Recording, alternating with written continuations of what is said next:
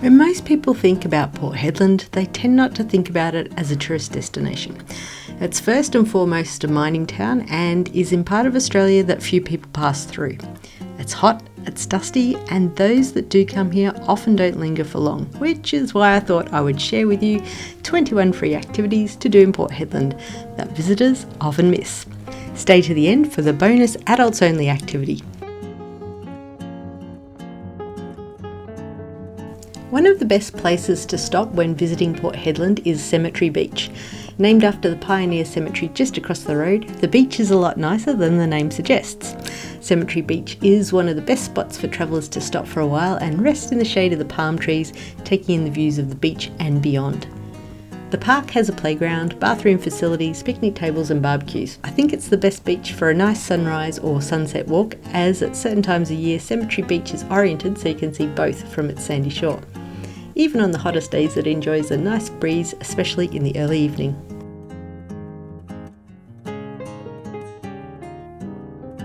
While you're there, you can engage in activity number 2, turtle spotting. Most of the year it's possible to see the smaller green turtles from the turtle viewing platform at Cemetery Beach.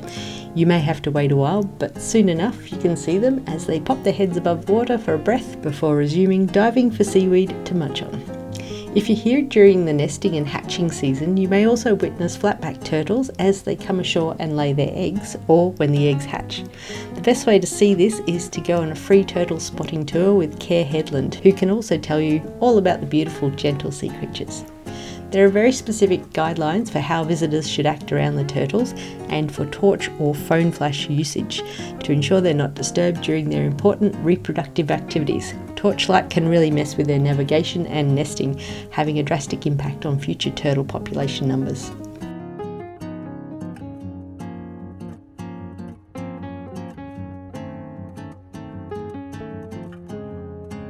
The Koombana Lookout is the highest point in town for anyone wanting to get a good view over town and Cemetery Beach. Easily spotted by the Martini glass, there is parking at the base for those coming by car. It's also accessible from the foot and bike path along the beach foreshore. This outlook is named after the Koombana ship that disappeared off the coast of Port Hedland in 1912 during a cyclone and was never seen again. You can learn more about it and the cursed rose-coloured pearl it is said to have been carrying at the Dalgety House Museum in town for a small entrance fee. The Civic Centre grounds are another spot good for an impromptu picnic, especially on the weekend when the council offices are empty and you can almost have the spot to yourself. Here there is probably the best example of a grassy lawn, which, as you may come to realise, is a rare thing in this part of the world. Take your shoes off, do some earthing and watch the sunset as the iron ore ships come and go in the distance. This is also the start and finish point for Port Hedland's Park Run. Park Run is a free 5-kilometre run or walk along the foreshore. If you've not heard of it, Park Run events are held all over the world and they are a great way for both locals and travellers to see the area from a different perspective while getting some exercise. Visit the Park Run website to join up, get your participant ID and track your progress. Part of the event includes a free online portal where you can record your run or walk times regardless of where they are in the world. Dan Rhodes Mining Museum is another great spot to wander about if old machinery is your cup of tea. It makes an interesting stop while you're visiting Woolworths as it's right next door. Learn about where the equipment came from and what it was used for with the self-directed signage dotted about the park. One of the interesting stories that you'll learn is of a truck that worked on the Snowy Mountain Hydro scheme over in New South Wales and was then driven across Australia for use in the Pilbara. Having most likely made the drive yourself, you can probably appreciate just what an adventure that would have been in such an old truck, and without air conditioning.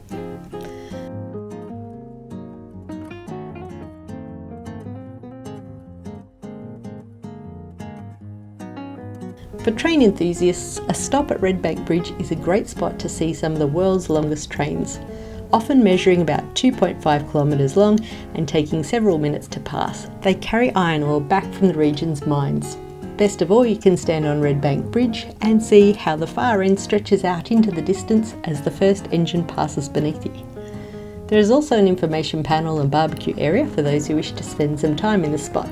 It's right next to the road, so it can be a bit noisy, but the expertise of the loader drivers sculpting the huge salt pile across the tracks is likely to keep you entertained.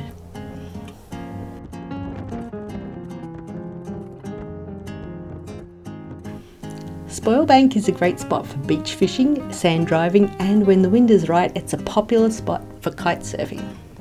It feels like a world away from Port Hedland and is a very peaceful sandy promontory which was created as the sand dredged from the shipping channel was moved here over time. It's also home to Spoilbank Marina, which is a relatively new addition to the Port Hedland attractions and in my opinion is the nicest public toilets to be found in town, as it's still fairly new. The hard magnesium and calcium salts in the local water tends to make everything look like it's had a hard life in these parts. The marina is a great spot to put your boat in if you're wanting to go fishing, and also a much needed sanctuary for passing sailboats, as safe harbours along this windy coast are few and far between. The marina is also home to another nice lawn which was mysteriously being dug up at the time of making this video. The gardens and grounds are a nice place to relax, with plenty of parking for those towing caravans or trailers. Pretty Pool is the favourite place for beach swimming in the area as it provides what's probably the safest waters. Be warned though, Port Hedland is in the tropics and as such is classified as crocodile country. Stingers don't seem to be as big a threat here as on the east coast, but there have been reports of stonefish in the waters of Pretty Pool. I have personally seen a sea snake in and about the mangroves around the edge and have had reports of the odd shark sighting within the region from friends. Check conditions with locals and tourist information, and if in doubt, use the public swimming pools instead. I've made a video about the dodgy sea creatures in the area, which I'll link in the description below. Also worth mentioning is the very large tides that are part of the northwest. While the tidal range in Broome further north is larger, Hedland still has a spring tide range of over 9 metres. The water can really rush out of here when the tide turns, so best time to swim is when the tide is at its lowest point. That way you also have a better chance of seeing what's in the water. So much to do in Port Hedland, you might decide to stay longer and you'll be happy to learn that there is free 72-hour camping for self-contained campers across from the Civic Centre and next to the Turf Club. I've made a video about the free and paid camping options, which I'll link in the description below. The 72-hour free camping is near Woolworths too, which makes groceries easy, and with the Turf Club being right next door, it's a great spot for those interested in the horse racing season. There are quite a few activities in this video, so I thought I'd make a checklist for you to make things easier, and I've also made a mud map of where the main locations are throughout Port Hedland. You can download it for free. I've left a link to it in the description below. I hope you find it helpful. Right next to the 72-hour free camping is one of the skate parks, which is really popular with the kids. It's pretty impressive with a huge roof to provide shade, which is a far cry from the rusty slippery slides of the 80s that gave you burn marks in the hot summers. There's also another covered skate park in South Hedland near Coles and Kmart, and some covered basketball courts at the JD Youth Community Hub, also in South. There are free outdoor exercise equipment stations around South Hedland for those wanting to work up an even bigger sweat than is freely on offer from simply being outdoors. One of these is in the more shady Shea Gap Park, along with playground equipment again in South Hedland. One of the great things about Port Hedland is that it's really flat, which makes it perfect for bike riding.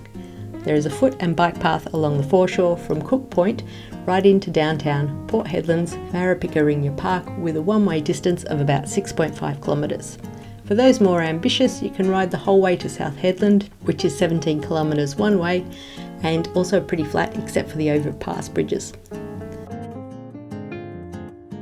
For those who love kitsch big stuff, visit the Big Wheelbarrow in Wedgefield, Hedland's industrial precinct. It doesn't really do much, it just kind of sits there, but makes for a cool selfie. There's sometimes food trucks here as well during the busier parts of the working day, and working day is essentially 24 hours a day, 7 days a week, but the busiest times tend to be around 7 AM to 4 PM-ish, Monday to Friday. While we're at the Big Wheelbarrow, I'll mention my upcoming video of viral selfie hotspots in Port Hedland for the Instagrammers. So subscribe, hit notifications so you're the first to know when it's released. While you're clicking things, please like, hype and share this video if you found it helpful to help others find the content too and hopefully play a small part in an enjoyable trip for all. Talking of food trucks, a visit to Hedland wouldn't be complete without checking out Dreamers Corner. This is a place in South Hedland that is a big parking spot where lots of food trucks assemble in the evenings for a great range of cuisines. The Pilbara Fish Truck also parks up here when it's in town, which is the best place to buy seafood for those who don't catch it themselves. Now for the free bit. Dreamers Corner is also where everyone tends to park any cars, four-wheel drives, boats, trailers or campers that are for sale. So it's a great spot for window shopping and dreaming about owning expensive toys. Now back to downtown Port Hedland and Marapikaringa Park. This is the best spot to see the huge iron ore boats as they come into port. You're so close it almost feels like you can touch them. Marvel at how the equivalent of a lying down 100-storey building can not only float but also quietly move through the water in a graceful manner. The park also has a covered playground for the kids, and during the school holidays it's the best spot to see an impromptu tugboat acrobatic display. These only happen a few times a year, so check with the Tourist Info Centre if any are coming up. During tourist season, Marapikaringa Park is also home to the night markets. Food trucks also join in the event, but the space is smaller than Dreamers Corner in South. During the day, the shipping container cafes offer food and drinks to enjoy along with the view.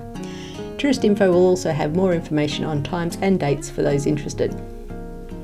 While in downtown Hedland, check out the History Walk, which also takes in murals and many of the sculptures dotted about town. I'm making a video about this, so make sure to keep an eye out for that, but it makes a great free activity to learn some history, admire some art and get your steps in.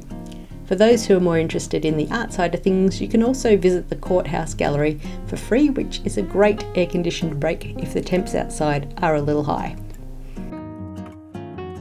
A free guide to the trail can be procured from the Tourist Information Centre. The Tourist Information Centre itself is another great free resource in Port Hedland. If you want to know anything, they have you covered. There's also the second-hand book exchange there, which tourists love, and a plethora of brochures and souvenirs. Information on the port can also be obtained here, such as which boats are being loaded and which are coming and going.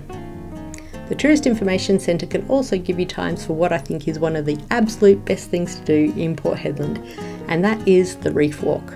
Honestly, I can't believe they do this for free, but essentially when the tides are at their lowest, a local reef enthusiast takes visitors on walks out on the tidal reef. And you'd not believe how many cool and interesting critters there are to be found and how knowledgeable the lovely guide is. The tidal reef is one of Hedland's best kept secrets. For most of the day and night it's submerged under fairly shallow water, only briefly visible during the lowest of low tides. From the shore, it doesn't give away any hint of the treasures to be found. Trust me, just check it out, you'll be glad you did.